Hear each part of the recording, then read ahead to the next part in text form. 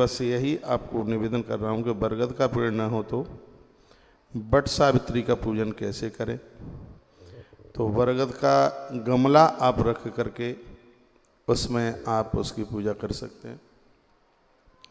यह भी संभव ना हो तो हम और आप ऐसा मन में सोच ही रहे थे कि मान लिया जाए कि वृक्ष ना मिले तो फिर क्या किया जाए। तो फिर साक्षात भगवान महादेव को, भगवान शंकर को पूजें, क्योंकि स्वयं उसमें भगवान महादेव बैठे हैं, भगवान शंकर जी बैठे हैं, और भगवान शिव का पूजन कर लें।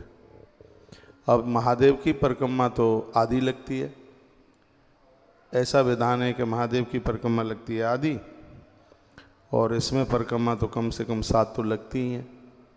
तो फिर ऐसी स्थिति में क्या करना चाहिए, ये एक प्रश्न उठता है। प्राण प्रतिष्ठित जितनी भी प्रतिमाएं यदि मंदिर के अंदर से आप परिक्रमा कर रहे हैं तो जलेरी को लांगा नहीं जाता है, जहाँ से पानी गिरता है वहाँ आधी परिक्रमा करने का विधान है। और यदि आप बाहर से परिक्रमा कर रहे हैं तो परिक्रमा आधी से ज़्यादा करने का उसमें विधान है, उसमें आप कर सकते हैं, ऐसा विधान है। तो ये बात मुझे आपके पास तक पहुंचाना था। बरगद की डाली प्राय मैंने भी टूटते हुए देखी है। आप क्या कहेंगे इसको, बरगद की डाली तोड़ने के लिए, टूटने के लिए, है या आप भी बता रहे हैं कि ये तोड़नी नहीं चाहिए। और बाई चांस तोड़ भी लेते हैं, मान लिया जाए कि तोड़ ली है, तो फिर उसको आप कहाँ फेंकते हैं, उसको आप क्या करते हैं, ये समझने के लायक बात है।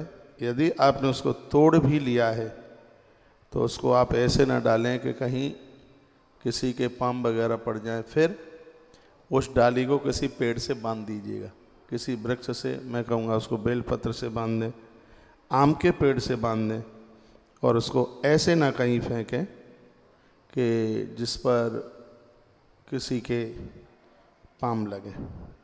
एक विधान इसमें और भी है, वो ये है, एक पानी का कलश भर लीजिए और उस कलश के बाहर आप बटके बरगद के आप उसके ऊपर पत्ते लगा दीजिए। सुने आप, उसके ऊपर आप पत्ते लगा दें और उन पत्तों की कर लें पूजा, फिर उसकी कर लें परिक्रमा, और फिर उन पत्तों को प्रवाहित कर दें। तो एक उसका ये भी विधान है।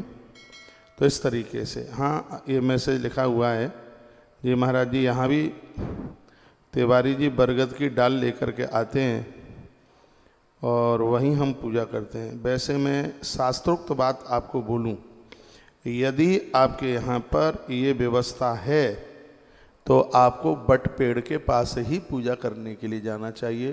क्यों? क्योंकि इसमें जो जलाभिषेक करते हैं, 1 लोटा जो पानी इसमें डालते हैं, उसकी बहुत बड़ी महिमा है। उसकी पिंडी से जो आप सूत बांधते हैं, उसकी बहुत बड़ी महिमा है।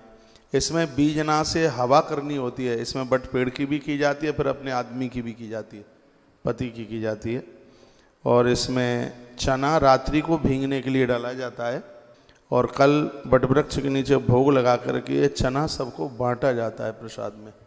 जो मूंगफली का दाना है, लावा है, उससे तो परिक्रमा लगती है, चने को बांटा जाता है। आप ये पूजा कर सकते हैं। तो इसके समाधान में ये बात मुझे आपको करनी थी कि किस प्रकार से ये पूजा के लिए इसलिए मैंने पूर्व में भी आपको बोला, गमले में पीपल लगाओ, गमले में आप बरगद लगाओ, गमले में आप बेलपत्र लगाओ। गमले में लगाने पर इनका किसी भी प्रकार का दोष नहीं है। मैसेज में लिखा है यहाँ तो कोई पूजा करता ही नहीं है बट वृक्ष की, इसलिए हम भी नहीं कर पाते हैं। अब कोई नहीं करता है, आप अपनी संस्कृति को जिंदा बनाए रखो वहाँ पर, तो अकेले भी आप करके आ जाते हैं, तो कोई ऐसी दिक्कत नहीं है। तो और मुझे पता है, मैं 1 आध साल से बोल रहा हूँ, प्राय ज़्यादा घरों में गमलों में बरगद के पेड़ लगे होंगे, और बरगद के वृक्ष की गमले में भी पूजा करने का विधान है, आप पूजा कर सकते हैं। तो मेरी इन सब बातों से आप लाभान्वित जरूर होंगे। एक वीडियो बड़ी बारीकी से आपके पास भेजी जाती है।